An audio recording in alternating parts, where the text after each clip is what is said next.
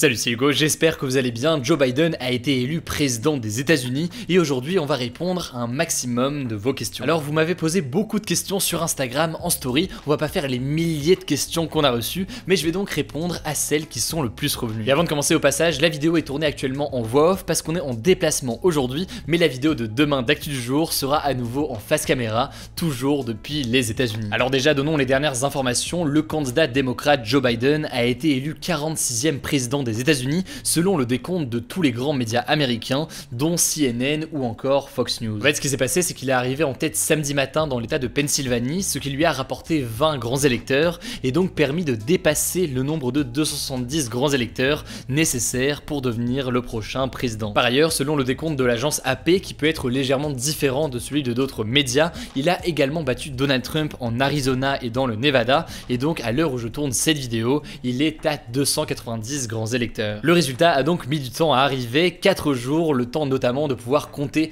tous les bulletins par correspondance. Les Américains sont donc fixés, mais ça n'est pas terminé puisque Donald Trump n'a pas reconnu la victoire de Joe Biden. Enfin, avant de commencer les différentes questions, sachez qu'on est en ce moment à Chicago, une ville qui a très fortement voté démocrate, et donc je vous partage les scènes de joie et la situation sur place en story, en plus de nos résumés quotidiens d'actualité. Vous le savez, si vous n'êtes pas encore abonné, le nom du compte c'est Hugo Décrypte. Et on commence donc avec la première question qui me paraît assez légitime. Pourquoi est-ce que cette élection est historique et pourquoi est-ce qu'on en parle autant? La première raison pour laquelle on en parle autant, c'est quand même que les États-Unis, ça reste encore la première puissance mondiale. Du coup, logiquement, savoir qui est le leader qui va mener la politique de ce pays, c'est un événement international qui est logiquement très important. Ensuite, cette élection particulièrement, elle est historique pour plusieurs raisons. Déjà, elle est historique puisqu'elle se fait dans un contexte particulier, celui de la crise du Covid, qui change logiquement la situation. Il y a des records de contamination pour le pays ces derniers jours, il y a des rassemblements qui étaient limités avec notamment Joe Biden qui n'a pas fait de grands meetings mais plutôt des meetings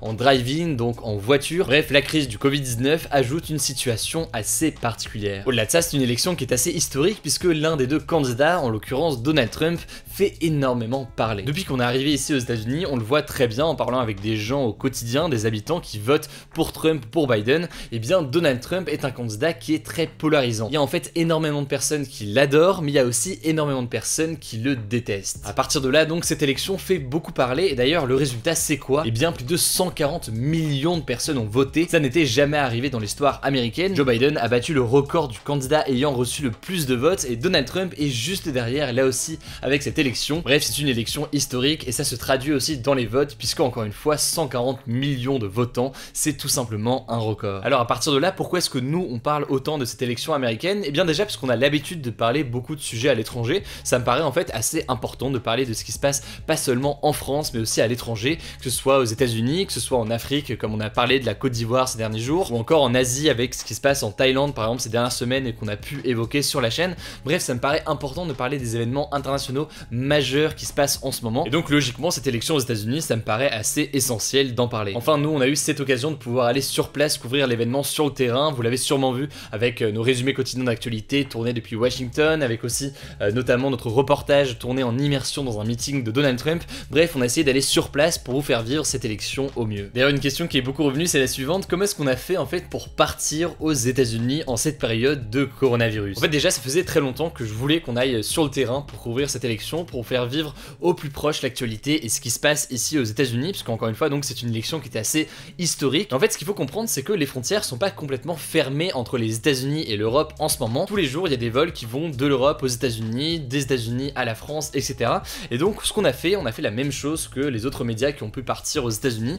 On a effectué une demande auprès de l'ambassade américaine pour avoir un visa exceptionnel, un visa de médias qui nous permette d'aller aux États-Unis. Et donc on a eu un rendez-vous à l'ambassade américaine à Paris pour prouver qu'on allait faire un travail de médias sur le terrain pour couvrir les élections, etc. Et une fois qu'on a eu cette autorisation de façon accélérée, ça a pris environ une semaine, et bien on a pu partir aux États-Unis. Une question qui est beaucoup revenue: qui sont les grands électeurs et comment est-ce qu'ils sont élus? Alors j'ai déjà parlé du fonctionnement du système électoral américain, mais c'est effectivement important de revenir là-dessus. Les grands électeurs, ce sont donc les personnes qui vont élire le président des États-Unis, et il faut récolter 270 grands électeurs pour remporter cette élection présidentielle. Pour la plupart des États américains, le candidat qui obtient la majorité des voix, même de très peu de voix, il remporte tous les grands électeurs de cet État. C'est donc ce que l'on appelle le système du winner takes all, qui peut se traduire par le gagnant remporte tout. La Californie par exemple a voté en majorité Joe Biden et donc les 55 grands électeurs de la Californie vont voter Joe Biden. Et on en a déjà parlé, mais le nombre de grands électeurs de chaque état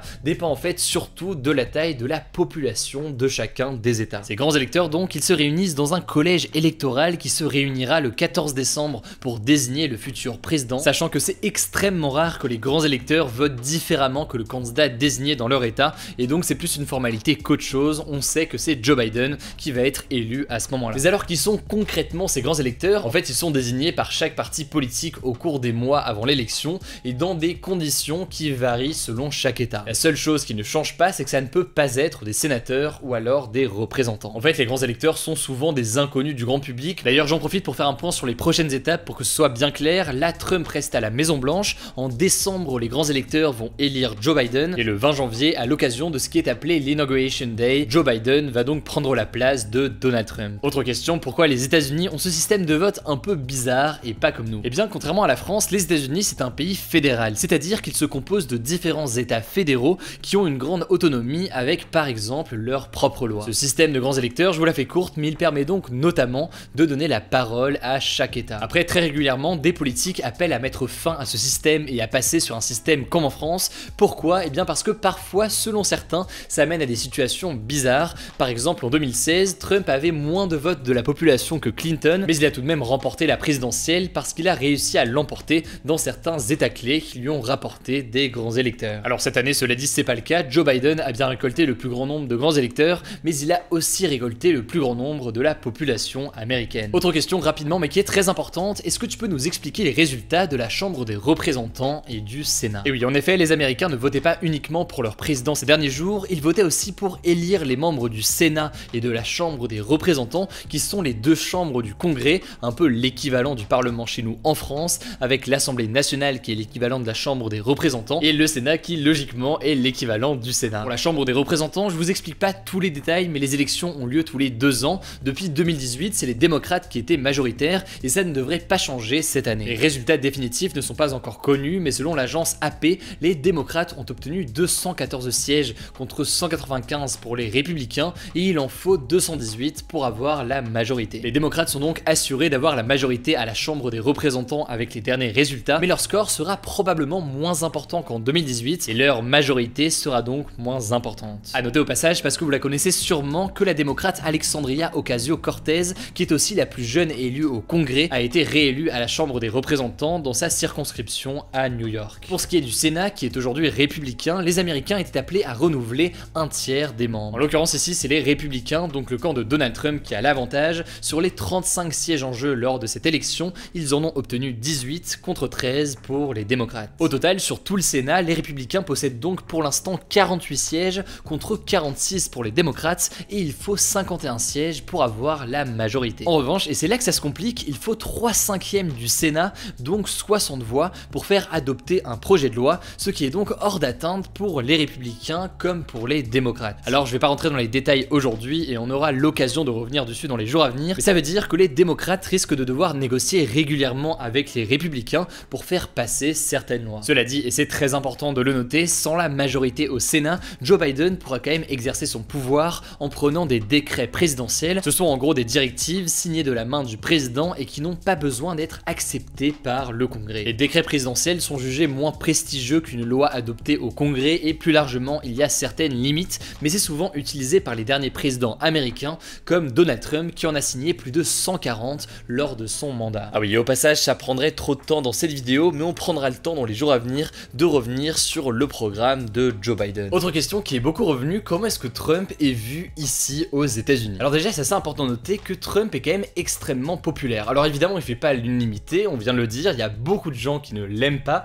et d'ailleurs donc il est derrière là dans le vote populaire. Si on prend le total de toute la population américaine, il est derrière Joe Biden, mais tout de même il est apprécié par un certain nombre de personnes. Alors quand on parle ici à des électeurs de Donald Trump, il y a plusieurs choses qui ressortent. Il y a déjà certaines personnes qui sont plutôt satisfaits de son bilan d'un point de vue économique et qui disent en fait que malgré le fait qu'il peut tenir des propos déplacés, choquants ou autres, eh bien le plus important pour eux c'est la dimension économique. Et en fait typiquement on s'est retrouvé à discuter avec des gens qui disent bah moi effectivement Donald Trump je ne l'aime pas pour telle ou telle raison parce qu'il tient des propos parfois choquants ou alors des fausses informations qu'il va véhiculer, mais au moins il veut mettre l'Amérique au premier plan, il veut protéger mon emploi d'emploi et donc ça c'est important pour moi. Ça c'est un propos qu'on a beaucoup entendu ici aux États-Unis et qui revient en fait beaucoup chez les supporters de Donald Trump. Encore une fois, après c'est très important de voir que les États-Unis aujourd'hui c'est un pays qui est très polarisé. Il y a des gens qui adorent Donald Trump, il y a des gens qui détestent Donald Trump, qui sont pas du tout d'accord avec lui, et typiquement à Washington DC, là où on se trouve actuellement, c'est un état qui est totalement démocrate. Les démocrates à chaque élection l'emportent de façon très écrasante et donc ici ça n'a rien à voir, ici Donald Trump n'est pas vu comme un bon président des États-Unis. Enfin, concernant le bilan économique de Donald Trump, je trouve ça assez intéressant de voir comment est-ce que les démocrates réagissent à tout ça. J'écoutais par exemple Barack Obama tenir un discours il y a quelques jours et ce que dit Barack Obama à propos du bilan de Donald Trump et notamment le bilan économique, c'est que si Donald Trump s'en est si bien sorti d'un point de vue économique, en tout cas avant la crise du Covid, c'est qu'il a hérité d'un bilan de Barack Obama qui serait bon. En tout cas, ce qui me paraît assez intéressant à voir ici, c'est que aux États-Unis, un vote de Donald Trump est assez décomplexé, c'est-à-dire qu'il n'y a pas forcément de gêne à dire qu'on vote Donald Trump, et notamment en Floride, qui est un état très divisé entre les démocrates et les républicains, on a vu énormément de personnes avec des drapeaux, des t-shirts, des casquettes à l'effigie en fait de Donald Trump. C'est quelque chose qui est très fréquent et les gens sont assez fiers de leur vote, et ça change un peu de la France où en fait on n'a pas l'habitude en France d'avoir des gens qui vont se balader avec un t-shirt pour Macron ou pour Le Pen ou pour Mélenchon. C'est quelque chose en France qui est beaucoup plus rare, y compris en période d'élection. Autre question qui est revenue, que se passe-t-il si Donald Trump continue à refuser de céder sa place? Alors Donald Trump a menacé de faire appel à la Cour suprême, qui est donc la plus haute juridiction aux États-Unis.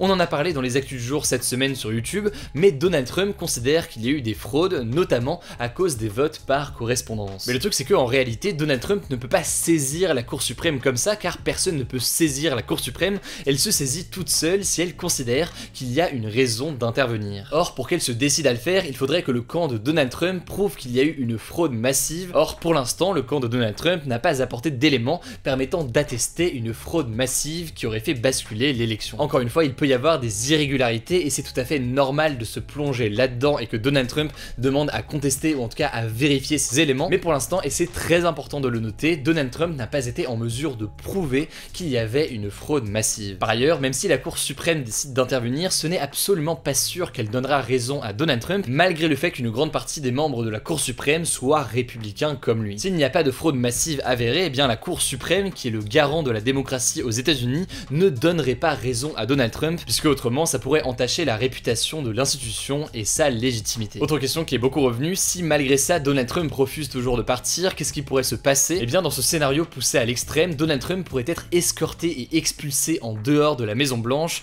par les autorités américaines. En fait, dans la Constitution américaine, donc la loi suprême des États-Unis, il est bien indiqué que le mandat du président se termine le 20 janvier 2021 à midi, sauf s'il est réélu. Si Trump n'est pas réélu, c'est donc son successeur qui prend le pouvoir et qui peut donc ordonner aux autorités d'exclure toute personne qui n'a rien à faire à la Maison Blanche, et donc ça vaudrait potentiellement pour Donald Trump s'il perd cette élection. En tout cas, Donald Trump hier a continué à répéter qu'il y avait une fraude massive, toujours sans forcément apporter de preuves, mais on prendra le temps de se pencher sur les différentes accusations dans les jours à venir. Voilà donc pour ce résumé de la situation ici aux États-Unis avec cette élection présidentielle. J'ai essayé de couvrir un maximum de questions, et évidemment si vous avez d'autres questions, n'hésitez pas à les mettre directement dans les commentaires et on pourra y répondre dans les jours à venir dans notre format des actus du jour sur YouTube. Évidemment, je ne sais pas encore le cas, du coup n'hésitez pas à vous abonner à cette chaîne YouTube pour ne pas rater les résumés quotidiens de l'actualité. Ils reprennent demain et c'est chaque jour du lundi au vendredi. De notre côté, on est donc encore sur place pour quelques jours aux États-Unis. N'hésitez pas à nous suivre directement sur Instagram, le nom du compte c'est Hugo Decrypt, et là aussi en plus des petits résumés de l'actualité qui se lisent en moins d'une minute, en story je vous partage les coulisses de nos reportages ici. Voilà, écoutez, je crois que j'ai tout dit, surtout prenez soin de vous et on se dit à demain pour une nouvelle vidéo.